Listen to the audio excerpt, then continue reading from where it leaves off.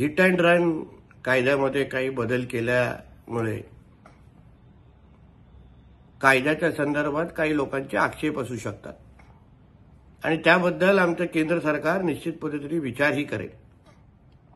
पण फक्त 2022 वर्षाचे आकडे बघितले तर 47,000 लोक या हिट अँड रनमुळे त्यांनी आपला जीव गमावलेला आहे. या सगळ्याबद्दल केंद्र सरकार म्हणून त्या दिशेने काही विचार होत असेल तर त्यामुळे संजय राजाराम राऊत सारख्या लोकांनी सरकारवर टीका करायचं काय कारण नाही. शेवटी लोकांचा जीव वाचवणं हे आमच्या केंद्र सरकारची प्राथमिकता आहे. पण त्याबद्दल काही मतांतर असू शकतात. त्याबद्दल आमचं केंद्र सरकार निश्चित पद्धतीने विचार करेल आणि आंदोलनांची पण दखल घेईल. पण ह्या निमित्ताने राज्य सरकारवर टीका करणारा हा संजय राजाराम राऊत थोडं तरी त्याच्या मालकाच्या मुलाच्या कारनाम्याकडे बघितलं असतं ना तर मग हिट अँड रन बद्दल बोलण्याची हिंमत पण झाली नसती. आता कितींदा कुठे कुठे हिट झालाय आणि कुठून कुठून रन झालाय तुझ्या मालकाचा मुलगा ह्याची आता यादी दाखवायला गेलो तर महाराष्ट्रामध्ये तुम्ही फिरू पण शकणार नाही.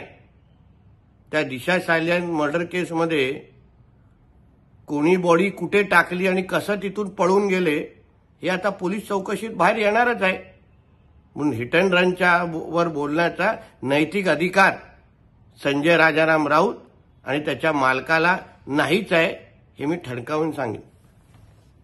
भांडूपमध्ये बसून सोम्या गोम्यानी महाविकास आघाडी आणि इंडी बैठकीच्या जागा वाटपाबद्दल बोलू नये.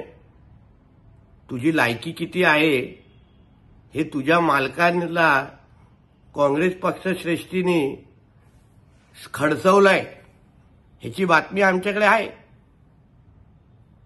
उद्धवजींना म्हणे स्ट्रिक्ट आदेश 10 जनपदच्या मातोश्रीवरून आले की संजय राजाराम राऊत तो थोबाड बंद करा आणि म्हणून तंबी मिळाल्यानंतर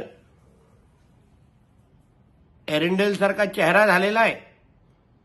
म्हणून जागा वाटपाच्या चर्चेच्या मोठ्या मोठ्या बाता करण्या अगोदर तुझ्या मालकाची थोडी काय इज्जत ठेवायची असेल तर सकाळचं थोबाड बंद कर आणि एकदाचाच घरी बस.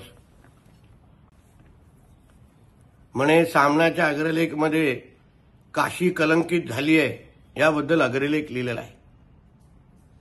काशी कलंकित खऱ्या अर्थाने कधी झाली तर काही आठवड्या अगोदर तुझ्या मालकाचा मुलगा जे आपल्या पापाची प्रायश्चित करण्यासाठी काशीकडे गेला होता पूजा करण्यासाठी त्यामुळे खऱ्या अर्थाने काशीमध्ये गौमूत्र शिंपडण्याची वेळ आली होती.